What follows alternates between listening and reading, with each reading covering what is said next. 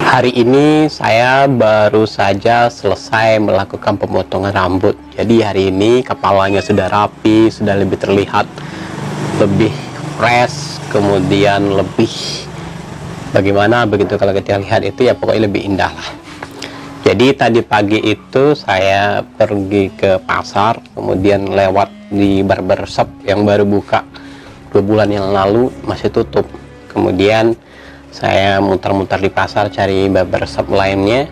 Ternyata setelah sampai di barbershop yang dituju, uangnya yang nggak ke bawah, sehingga saya balik lagi ke rumah, terus jalan lagi melewati barbershop yang tadinya tutup, ternyata sudah buka.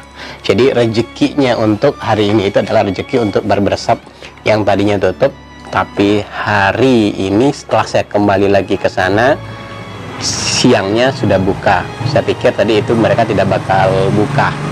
Nah, menariknya saya bakal berbicara mengenai pekerjaan barbershop atau pemotong rambut konvensional di tengah pandemi Corona 2019.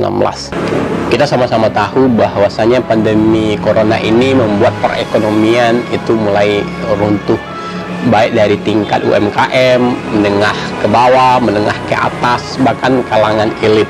Persoalan mereka adalah persoalan bagaimana mereka tidak bisa lagi menjual dalam skala besar, sementara staf, karyawan dan segala macamnya harus digaji, dikeluarkan biaya. Sementara kalau mereka pemecatan harus membayarkan yang namanya pesangon.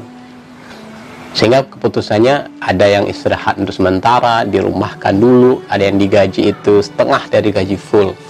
Nah, menariknya di tengah pandemi seperti ini kita butuh kembali menumbuhkan UMKM. Maka saya hari ini berbincang tentang pemotong rambut. Ini salah satu yang menurut saya cukup menarik, karena bagaimanapun setelah pandemi ini berlangsung kita lebih banyak di rumah, sehingga memang ketika kita di rumah kita lebih ada sebagian yang abai terhadap kondisi badan.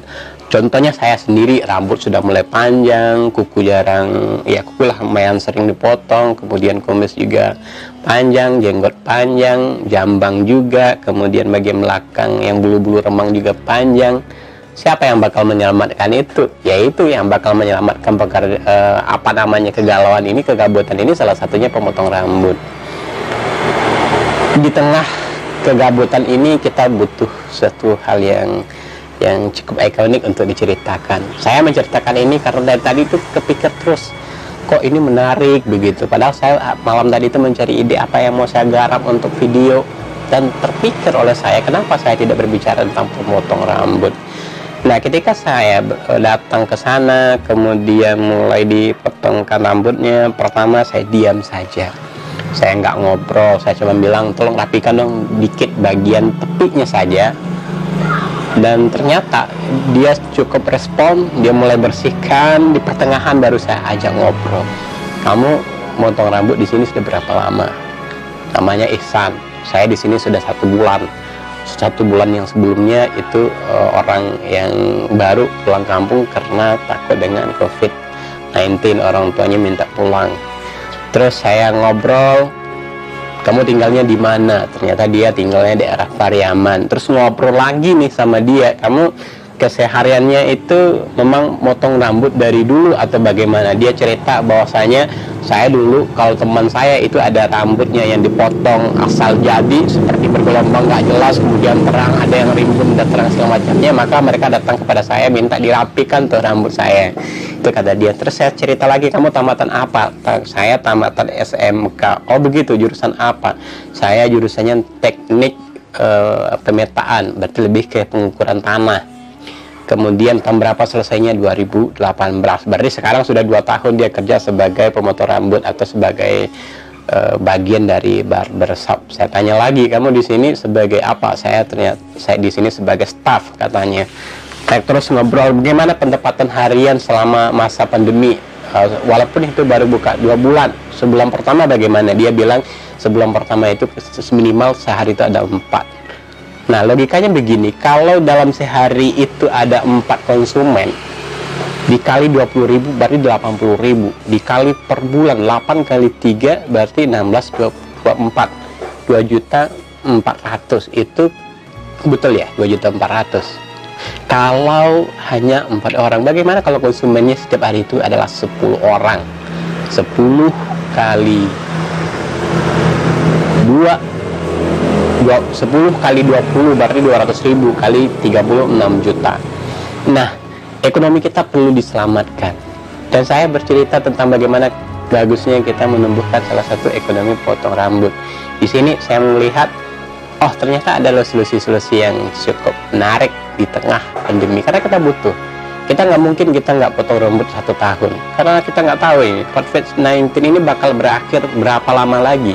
Tapi kita butuh sesuatu. Kita nggak mungkin nggak potong jenggot. Mungkin jenggot bisa kita potong di rumah, kumis bisa kita potong di rumah. Tapi kalau persoalan rambut, siapa yang bakal motongkan di rumah? Maka ini ketika saya berbicara tentang pemotongan rambut ini, wah kok ini menarik sekali. Itu mengenai kita perlu berterima kasih. Bahasanya seperti ini, terima kasih wahai para barbershop, para pemotong rambut telah hadir di tengah COVID-19, karena dengan adanya kalian, dengan adanya barbershop, kami tetap merasa refresh berada di rumah dengan wajah kami yang sudah direfresh, yang sudah dipijit, kemudian dipoles, dengan rambut kami yang dipotong rapi, di atas bawah segala macamnya. Kami merasa menjadi lelaki yang gagah, lelaki yang tampan. Nah, itu.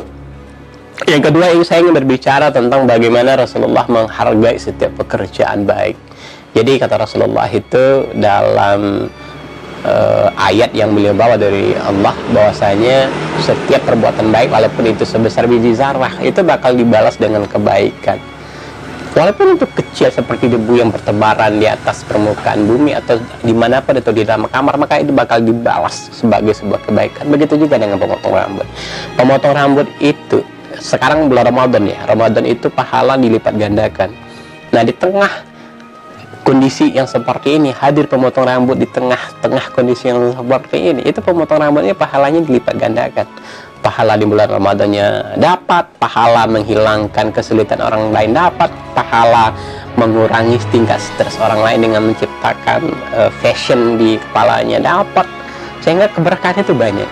Maka kata Rasulullah itu salah satu ciri orang-orang yang beriman itu adalah orang-orang yang selalu berbuat kebaikan, walaupun itu hanya dengan memotong rambut sesama sahabat kita, saudara kita, atau orang-orang yang kita kenal. Nah, berhubungan dengan pemotongan rambut ini juga bagian dari sedekah. Jadi setiap perbuatan baik itu yang diniatkan dengan keinginan tulus itu juga dianggap sebagai sedekah. Saya ngajak ngobrol, kemudian di setelah ngobrol dia terus bercerita, dia tanya saya tinggal di mana. Saya bilang saya tinggal di si Jalan Bukit Tinggi Raya. Perkiraan dari sini ke tempat dia itu hanya 300 meter, itu tidak bakal lebih. Kalau lebih itu mungkin berapa puluh meter lah lebihnya, tapi itu cukup dekat.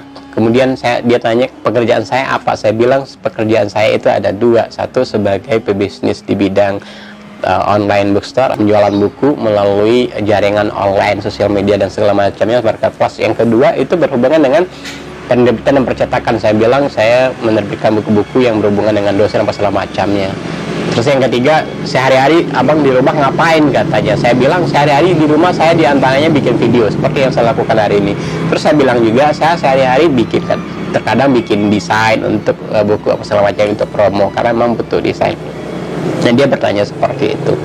Nah, menariknya yang ingin saya kupas yang ketiga itu adalah interaksi saya dengan si pemotong rambut. Saya yang awalnya diam, kemudian melihat respeknya bagus apa segala macamnya, saya ngajak ngobrol, saya tersenyum, dia tersenyum balik kepada saya. Itu adalah bagian dari sedekah di bulan Ramadan.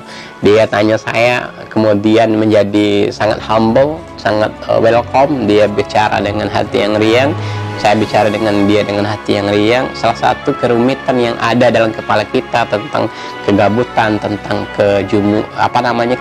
kacau balau informasi tentang COVID itu menjadi blur untuk sesaat. Untuk momen sesaat itu saya mendapatkan keberkahan, dia juga mendapatkan keberkahan. Kata Rasulullah Sallallahu Alaihi Wasallam, tersenyum kepada para sahabat kita itu, kepada orang yang kita kenal, kepada orang yang tidak kita kenal, kepada orang yang kita ngajak ngobrol hanya untuk waktu momen saja, itu adalah sedekah. hari ini kita sedang melakukan sedekah bersama dengan staf pemotong rambut. Jadi it's okay begitu. Apapun pekerjaan kita di atas bumi ini, selagi itu adalah pekerjaan baik, pekerjaan halal, itu adalah kebaikan. Saya Alizar Tanjung senang berbagi dengan teman-teman, dengan para sahabat yang dirindui oleh surga, dengan kawan-kawan, dengan siapapun itu yang melihat video ini, menonton, membagikan, serta melakukan subscribe. Ini adalah kecintaan kita terhadap sesama. Semoga apa yang saya bagikan ini, momen yang saya berikan ini adalah memberi ruang saling berbagi informasi, dan teman-teman mudah-mudahan mendapatkan manfaat. Assalamualaikum warahmatullahi wabarakatuh. Mari kita selamatkan ekonomi kita di tengah kegabutan yang terjadi di dunia.